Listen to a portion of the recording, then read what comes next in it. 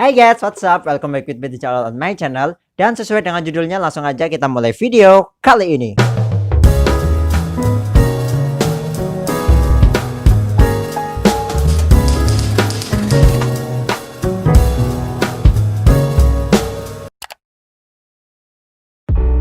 Dalam kutipan Al-Siba tentang orang yang ingkar akan hadis itu disebutkan, pembukuan hadis dimulai pada akhir abad pertama Hijriah dan selesai pada pertengahan abad ketiga. Mungkin yang dimaksud adalah adanya dorongan pembukuan hadis oleh Khalifah Umar ibn Abdul Al-Aziz atau juga lebih dikenal dengan Umar II. Syihab al-Din al-Zuhri diperintah oleh Umar II untuk meneliti dan membuktikan tradisi apa yang masih hidup di kalangan masyarakat Madinah. Kenapa harus masyarakat Madinah? Kenapa nggak kota Mekah? Kenapa coba yuk? Karena Umar II yakin tradisi di sana merupakan kelanjutan dari zaman Nabi atau wujud historis yang konkret dari tradisi atau sunnah Nabi sendiri. Nah, pada akhirnya pembukuan hadis secara sistematis dan kritis baru dimulai pada abad ketiga dengan hadirnya Imam Al-Syafi'i, tokoh pemikir teori ilmiah dan klasifikasi hadis. Kemudian teorinya ini berturut-turut diteruskan dan menghasilkan Al-Kutub At-Sittah yang nanti kita akan bahas di akhir video. Jadi pada masa Nabi, saat penulisan hadis itu sebenarnya dilarang oleh Nabi Muhammad SAW sendiri. Nah, jadi penulisan hadis itu nggak mulus banget. Yang pertama ada pendapat dari IBN itu dibaca Ibni atau Ibnu guys, aku nggak tahu, so komen di bawah ya. Masih belajar. Ibn Tamiyah dalam kutipan Syekh Izzuddin Husain menyatakan larangan menulis hadis telah dimasukkan oleh hadis yang memerintahkan menulis hadis. Jadi larangan tersebut sudah tidak berlaku lagi. Menurut Ibn Qutaibah menyatakan larangan itu bersifat umum, terkecuali untuk para sahabat yang sudah diizinkan secara khusus. Larangan ditujukan bagi mereka yang dikhawatirkan tuh mencampur adukan antara hadis dengan ayat-ayat Al-Quran. Kesimpulannya, pelarangan itu bertujuan agar umat pada masa itu hanya fokus terhadap pembukuan Al-Quran saja. Dan juga dikhawatirkannya akan ada campuran antara catatan Al-Quran dengan catatan yang lain. Karena pada saat itu pembukuan Al-Quran juga belum perfect. Dalam menyampaikan hadis, Nabi Muhammad SAW menggunakan 3 metode. Yang pertama lisan, yang kedua tulisan, dan yang ketiga praktik. Pertama, Nabi mengajarkan kepada para sahabat. Yang kedua, para sahabat menyampaikan ilmu apa yang telah mereka peroleh. Gerak diplomasi Rasulullah SAW. Nabi Muhammad mengirimkan delegasi khusus untuk menyampaikan pesan kepada para raja dan para petinggi atau penguasa yang ada di kawasan Timur Tengah. Dan surat-surat tersebut bisa dikategorikan sebagai penyampaian hadis secara tulisan karena surat-surat tersebut mengandung ijzah dan tata cara ibadah lainnya. Jadi bukan sembarang surat guys. Segala perilaku, ucapan, dan peragaan praktisnya dianggap sebagai hadis fi'il. Hadis fi'il itu apa? Silakan cek video temanku, itu ada yang bahas tentang hadis fi'il. By the way guys, fi'il itu artinya kata kerja ya, atau dalam bahasa Indonesia itu predikat. Nabi melarang para sahabat untuk menulis hadis-hadisnya. Dalam riwayat Abu Sa'id Al-Khudri, Rasulullah SAW bersabda, yang artinya janganlah kamu menulis sesuatu yang berasal daripadaku kecuali Al-Quran, dan barang siapa telah menulis daripadaku selain Al-Quran, hendaklah ia menghapusnya. Hadis riwayat Muslim. Jadi kalau ayat selain Al-Quran itu Nabi melarang untuk ditulis. Kenapa? Agar ayat-ayat Al-Quran atau penulisan Al-Quran itu tidak tercampur oleh catatan yang lain. Nabi memerintahkan para sahabat untuk menulis hadis-hadisnya. Itu karena alasan logisnya adalah di antara para sahabat udah ada yang pandai menulis. Di antara para sahabat ada yang nggak pandai, daya ingatnya tuh kurang, dan diperlukannya dokumen tertulis yang lebih jelas dan orisinil kepada para petugas Nabi yang berada di daerah-daerah. Pada masa ini, perhatian para sahabat masih terfokus terhadap pemeliharaan dan penyebaran Al-Quran. Maka, periwayatan hadis belum terlalu berkembang dan justru berusaha untuk membatasinya. Oleh karena itu, para ulama menyebut masa ini adalah masa pembatasan periwayatan hadis. Nah, pembatasan penyederhanaan hadis ini dibagi menjadi dua jalan, yaitu ada lafzi dan maknawi. Periwayatan hadis yang matanya sama persis dengan yang diwurudkan oleh Rasulullah Shallallahu Alaihi Wasallam dan hanya bisa dilakukan apabila mereka benar-benar hafal apa yang diucapkan oleh Rasulullah Shallallahu Alaihi Wasallam. Periwayatan hadis yang matanya tuh tidak sama persis dengan yang didengar dari Rasulullah Shallallahu Alaihi Wasallam, tapi maknanya tetap sama tanpa ada perubahan sedikit pun.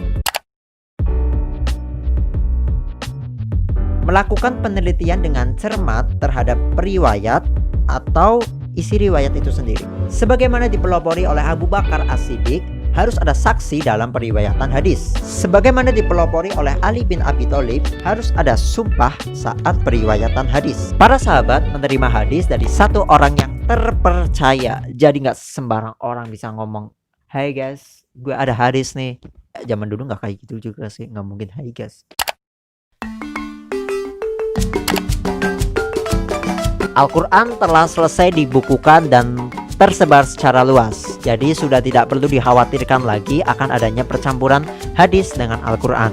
Kedua, para perawi hadis banyak yang telah wafat. Jadi diragukannya atau ditakutkannya nanti hadis ini lama-lama hilang. Daerah kekuasaan Islam semakin lama semakin meluas.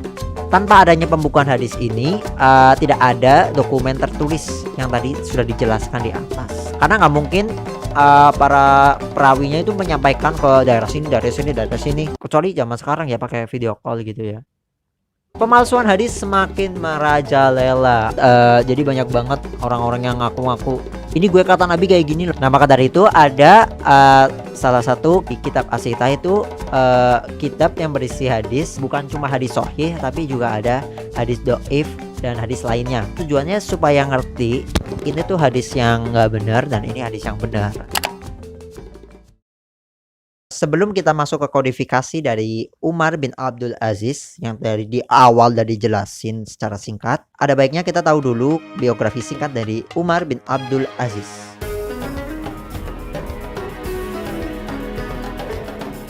Umar bin Abdul Al-Aziz atau sering disebut juga sebagai Umar II adalah tokoh pencetus pembukuan hadis yang lahir pada tanggal 2 November 682 Masehi atau 26 Safar 63 Hijriah dari Bani Umayyah cabang Mawarni di kota Madinah.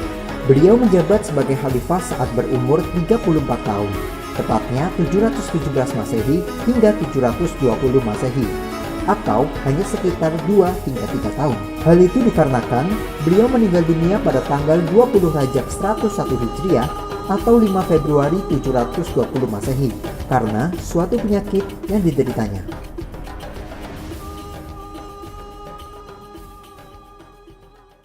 Umarlah orang pertama yang menyerukan kepada semua ulama yang ada untuk mengumpulkan hadis-hadis yang masih terpencar. Jadi yang punya ide kodifikasi hadis atau pembukuan hadis ini adalah Umar bin Abdul Al-Aziz atau Umar II. Meskipun selesainya tidak pada masanya. Tanpa adanya beliau, mungkin orang lain yang mencetuskan. Umar memiliki prinsip memperbaiki dan meningkatkan negara di bawah Islam itu lebih penting daripada memperluas wilayahnya. Daripada memperluas wilayah, lebih baik ada yang lebih penting gitu, mengurus wilayah sendiri. Itu dia. Mungkin ini salah satu alasan yang mengilhaminya untuk mengumpulkan hadis-hadis Nabi.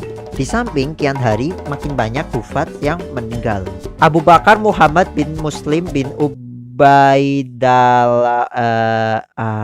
namanya panjang banget, astagfirullah. Abu Bakar Muhammad ibn Muslim ibn Ubaidillah ibn Shihab al-Zuhri, maaf aku nyontek karena ini namanya panjang banget, adalah orang pertama yang diperintah oleh Umar II untuk menulis hadis-hadis tersebut.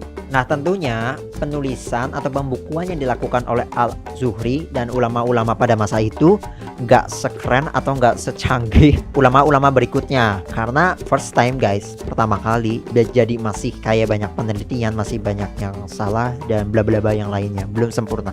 Dan juga penulisan masih berdasarkan informasi lisan dari orang-orang yang menerima riwayat dari generasi sebelumnya, dan sangat mungkin tercampur oleh ucapan sahabat-sahabat Nabi ataupun fatwa para tabi'in. Nah, riwayat-riwayat yang sudah dikumpulkan oleh Al-Zuhri ini lalu dikirimkan ke seluruh kawasan-kawasan yang dikuasai oleh Islam. Nah, dimulailah penyebaran riwayat hadis dengan cara tertulis. Kutub As-Sittah merupakan 6 kitab hadis yang paling terkenal di seluruh dunia dan mendapatkan pujian dari para ulama hingga sekarang. Hal tersebut terjadi karena Kutub As-Sittah ini memiliki kualitas yang baik, yang terkeren lah, perfect, dan juga penulisnya ini memiliki kepribadian yang baik juga. Jadi ada kepercayaan, sudah terpercayalah, oh ini orangnya baik, ini orangnya, ya semua orang tahu juga ya beliau baik. 6 kitab ini juga menjadi pegangan bagi para ulama fikih, sastrawan, psikolog, sosiolog, dan bidang lainnya.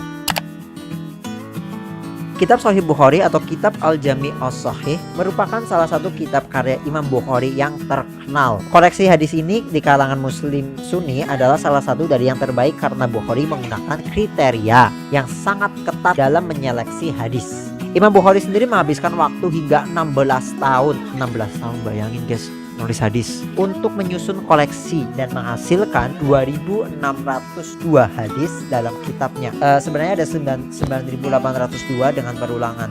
Totalnya ada 1.802 itu perulangan guys. Imam Muslim merupakan murid dari Imam Al-Bukhari. Kitab Sahih Muslim ini disusun dalam jangka waktu sekitar 15 tahun, 1 tahun lebih muda dari sebelumnya, dan berisi hadis sahih sekitar ada 12.000 hadis. Akan tetapi Ibnu Salah menyebutkan dari Abi Quraisy bahwa jumlah hadis dalam kitab Sahih Muslim itu sebanyak 4.000 hadis. Jadi menurut beliau itu yang 12.000 termasuknya adalah hadis yang diulang. Imam At-Tirmizi dalam kitab Al-Jami tidak hanya meriwayatkan hadis sahih semata, tetapi juga meriwayatkan hadis-hadis hasan, dhaif, gharib, dan mu'allal dengan menerangkan kelemahannya. So jadi nggak semata-mata ngejudge ini nih hadis jelek, nggak kayak gitu. Tapi ada penerangannya kenapa ini masuk ke hadis hasan, kenapa ini masuk ke hadis mu'allal dan sebagainya guys. Dalam kitab ini terbagi menjadi 50 bab. Selain itu di dalamnya termaktub 3.956 buah teks hadis. Isinya meliputi 8 pokok bahasan hukum.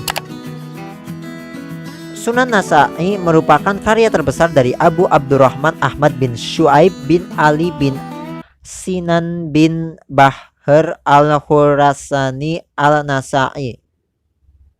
Gila, panjang banget guys, panjang banget. Sunan An-Nasa'i masih memuat hadis-hadis majhul atau tidak diketahui, nggak jelas, majruh atau cacat, dhaif, dan memuat perawi yang terkadang masuk dalam kategori al-juhalat atau bodoh, ghair thiqat yang tidak bisa dipercaya, al-ghulat atau salah, dan semacamnya. Alhasil banyak ulama berselisih pendapat tentang kedudukan Sunan An-Nasa'i dalam kategori kesohihannya. Bagaimanapun jumlah hadis yang diperdebatkan itu tidak terlampaui banyaknya dibanding hadis-hadis yang sahih dan belum terdapat dalam literatur ulama sebelumnya.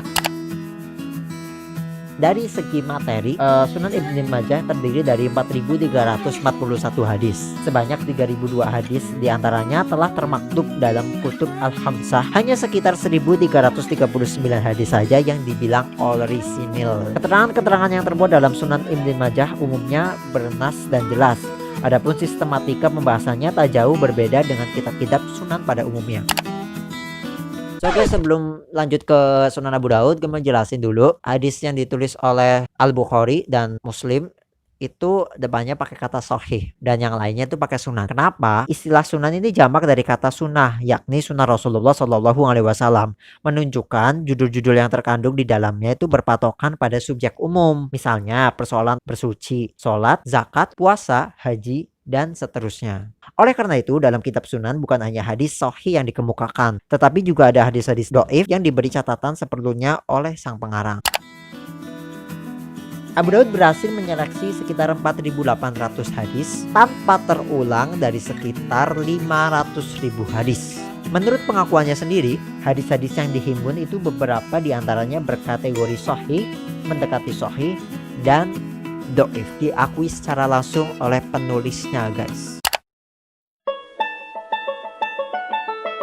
Jadi guys, itu aja video kali ini. Aku tahu masih banyak kesalahan, masih banyak kekurangan. So ada kolom komentar, mari kita berdiskusi di bawah. Tolong guys koreksi dari materi yang aku sampaikan. Dan kalau teman-teman mau baca, aku nanti taruh linknya deh di deskripsi buat teman-teman download materi yang tadi aku tulis. Ya udah guys, gitu aja video kali ini. Jangan lupa di like, comment, and subscribe. Gue di Jalal. See you next time.